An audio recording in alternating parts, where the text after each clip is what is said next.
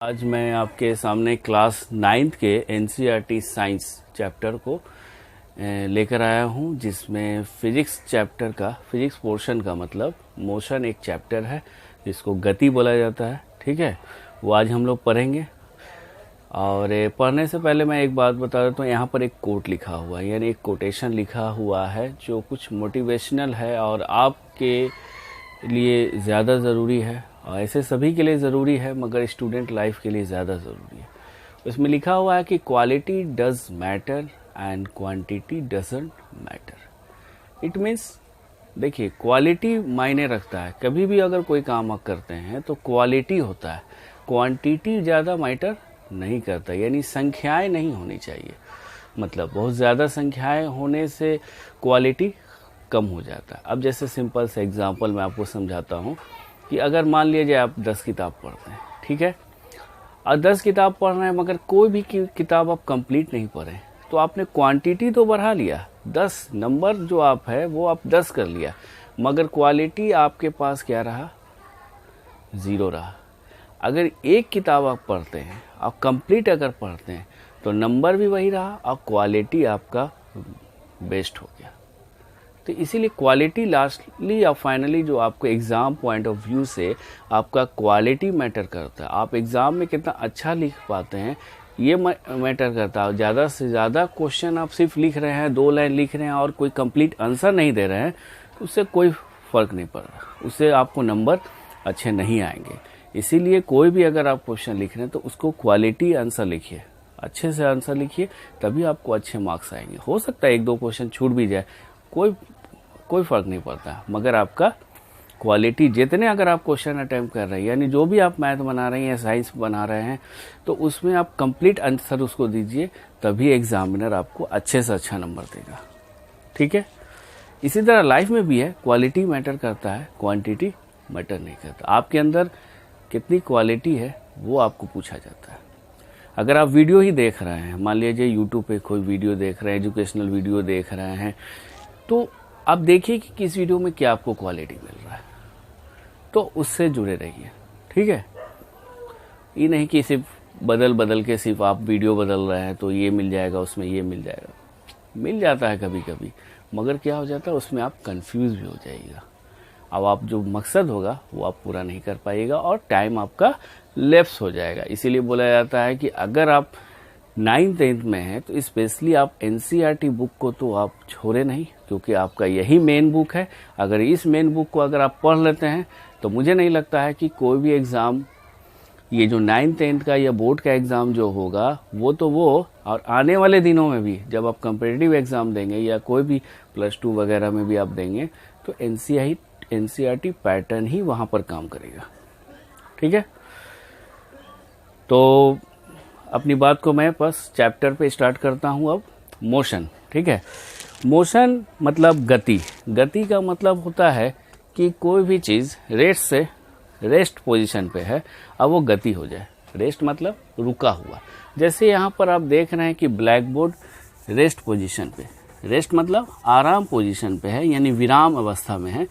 विराम का मतलब होता है कि रुका हुआ, उसमें कहीं भी कुछ हलचल नहीं हो रहा है, कुछ भी नहीं हो रहा है। अगर आप उसमें हलचल ला देते हैं, ये वहाँ अगर बोर्ड यहाँ से वहाँ उठ के चला गया या उसको उठा के रख दिया गया, तो वो क्या हो गया? गति में हो गया। क्या हो गया? गति में हो गया। तो उसी तरह हम लोग क्या करते हैं कि कोई भी वस्तु गति में तभी माना जाएगा जब वो समय के साथ अपनी स्थिति को बदलता है। समय के साथ अपनी स्थिति को बदलता है। जैसे मान लेते हैं कि एक रोड है, ठीक है, इस रोड पे कोई एक आदमी है, मान लेते हैं, ड्राइंग हमको आता नहीं है, मान लेते हैं कोई ए नाम का आदमी है, ठीक है, ये यहाँ से चला और ये बी जगह है, ये कोई इसका स्कूल है, ये अपने घर पर है, होम घर पर है, अब वो अपने स्कूल गया। मान लीजिए यहाँ पर 5 किलोमीटर के बाद उसका स्कूल आता है। तो अगर ये लड़का अपने घर से स्कूल की तरफ जाता है, तो क्या ये अपने अपने गति में परिवर्तन नहीं कर रहा है, यानी अपने गति में परिवर्तन कर रहा है। तो गति में परिवर्तन करने के लिए उसको दूरी भी लगा और उसको समय भी लगा। तो 5 किलोमीटर जाने के लिए मान लेते हैं कि 30 मिनट लगा। क्या लगा? 30 मिनट लगा।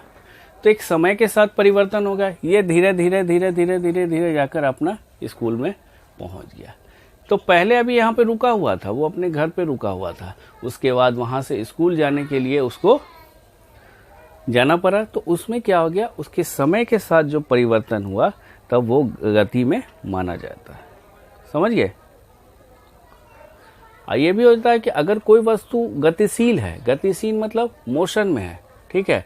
मोशन मतलब एकदम सिंपल सा, देखिए भाषा में आप समझिए, लैंग्वेज में समझिए कि कोई चीज घूम रहा है या चल रहा है, वो गति में।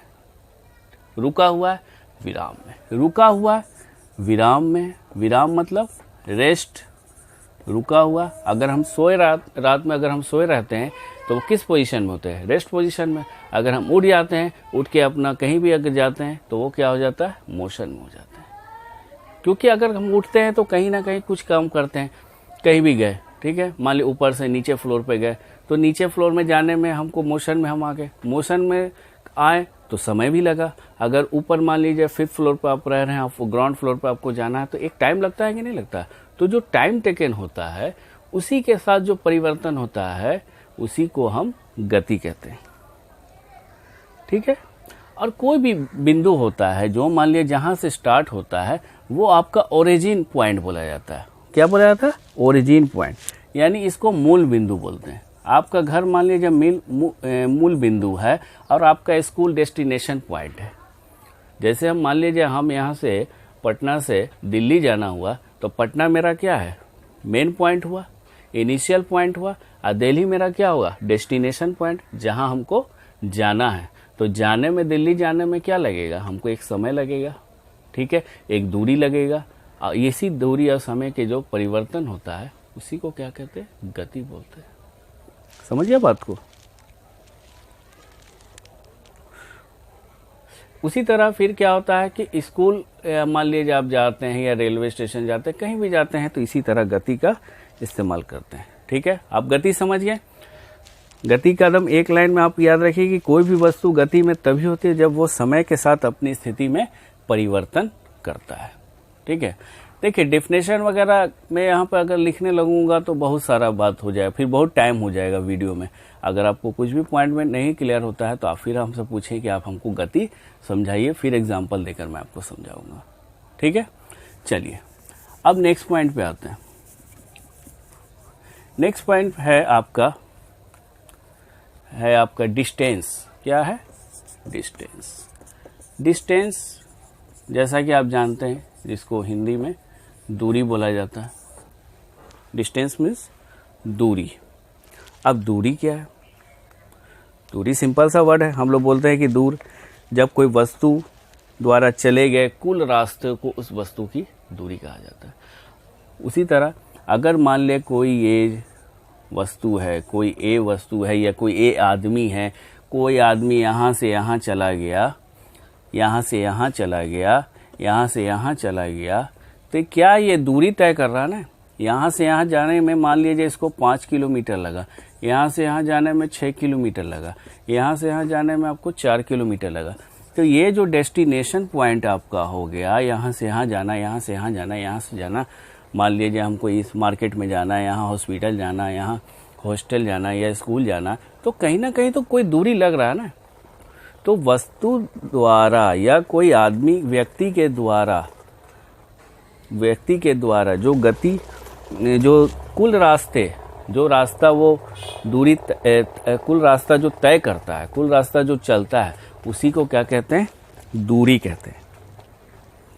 क्या कहते हैं उसको? दूरी, ठीक है। दूरी क्या होता है? हमेशा गति की दिशा में होता है। दूरी गति की दिशा में होता है। अब दिशा क्या होता है? अब देखिए, दिशा मतलब डायरेक्शन। कोई चीज का डायरेक्शन होगा ना भाई। अगर हम पूरब जा रहे हैं कि पश्चिम जा रहे हैं कि उत्तर जा रहे हैं कि दक्षिण जा रहे हैं, नॉर्थ साउथ, कहीं तो डायरेक्शन में जा रहे हैं। मान लीजिए मेरा घर यहाँ है और इसके वेस्ट में यहाँ हमको स्कूल है तो हम वेस्ट के तरफ डायरेक्शन में जा रहे हैं, और डायरेक्शन तो जाहिर है जा रहे हैं, उसमें एक दूरी भी जा रहे हैं। तो दूरी हमारा मान लीजिए 6 किलोमीटर है, तो डायरेक्शन के साथ जो समय में जो परिवर्तन होता है उसी को दूरी कहते हैं। ठीक है। और दूरी एक अदिश राशि है। अब देखिए बोर्ड के राइट साइड में मैंने लिखा है अदिश राशि और सदिश राशि। अदिश राशि और सदिश राशि, ये दोनों में क्या अंतर है आपको हो सकता है आप इससे पहले पढ़े हैं कि नहीं पढ़े हैं, मगर मैं बता देता हूँ इस पॉइंट को। एक होता है अदिश राशि। क्या होता है? अदिश राशि। अदिश राशि को स्केलर क्वांटिटी बोला जाता है। क्या बोला जाता है? Scalar quantity. ठीक है। अदिश राशि में क्या हो जाता है, आपको सिर्फ अंकीय मान की जरूरत होगी। अंकीय यानी मैग्नीट्यूड होता है, उसमें आपको बोल दिया है कि ठीक है 6 किलोमीटर जाना है। अब ये नहीं बताया गया कि 6 किलोमीटर उत्तर जाना है कि पूरब जाना है कि पश्चिम जाना है कि कहाँ जाना है। सिर्फ बोल दिया गया कि ठीक है आपको दूरी तय करना है। ठीक है। हमको मान लीजिए दिल्ली जाना है, तो दिल्ली जाने के लिए आपको ये स्पेसिफाइड नहीं किया गया कि आप कलकत्ता होके दिल्ली जाइएगा कि आप डायरेक्ट दिल्ली जाइएगा या बनारस होके दिल्ली जाइएगा या चाहे जैसे भी जाइएगा। तो आपका फिक्स नहीं है, दूरी है सिर्फ फिक्स। तो उसी को स्केलर क्वांटिटी, जहाँ सिर्फ मैग्नीट्यूड बोला जाता है, जहाँ पे सिर्फ अंकीय मान बोला जाता है। समझ गया बात? दूसरा आपका सदिश राशि। क्या है? सदिश राशि। सदिश राशि का मतलब होता है वेक्टर क्वांटिटी। क्या होता है? Vector quantity. अब वेक्टर क्वांटिटी क्या होता है? वेक्टर क्वांटिटी में क्या होता है कि वहाँ दिशा भी रहेगा और अंकनीय मान भी होगा, यानी मैग्नीट्यूड भी होगा और आपका डायरेक्शन भी होगा। दोनों मैग्नीट्यूड प्लस डायरेक्शन जो रहेगा, इसको आप वेक्टर क्वांटिटी बोलेंगे। समझिए बात को, यानी उसको बोलेंगे सदिश राशि। जैसे मान लिया जाए अगर हमको दिल्ली जाना है, तो अगर आपको बोला जाए कि आपको स्कूल जाना है पूरब की तरफ, ठीक है, तो आपका पूरब डायरेक्शन हो गया, डायरेक्शन आपको मिल गया कि आपको पूरब के तरफ से जाना है स्कूल। ये नहीं कि जैसा बोला जाता है कि स्कूल जाना, तो स्कूल आप मान लिया कोई भी डायरेक्शन से आप चले गए, आपको क्लियर नहीं किया गया।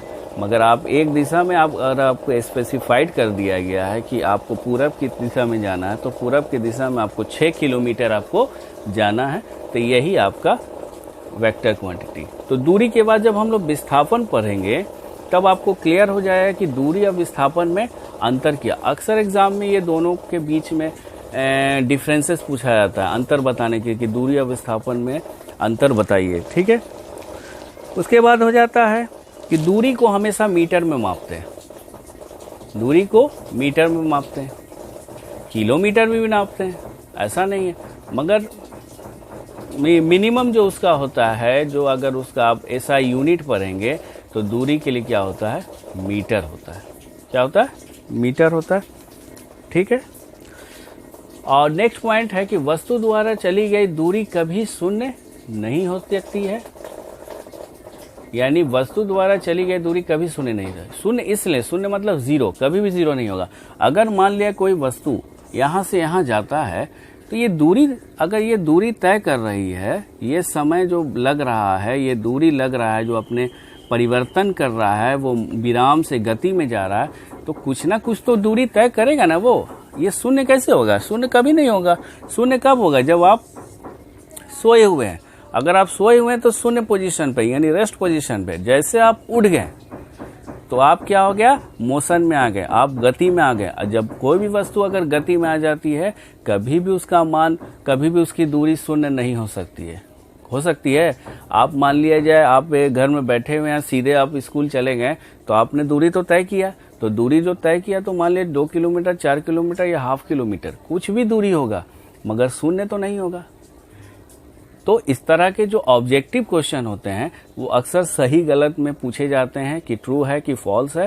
तो आपको बेसिक पॉइंट आपको समझना होगा। मैं मैथ में भी बोलता हूँ और साइंस में भी बोल रहा हूँ कि आपको बेसिक टर्म को समझना होगा, क्योंकि आपको डिफिनेशन भी याद रखना पड़ेगा साइंस में, और उसके जो अंदर जो जो पॉइंट आ रहे हैं आपको ये समझना होगा।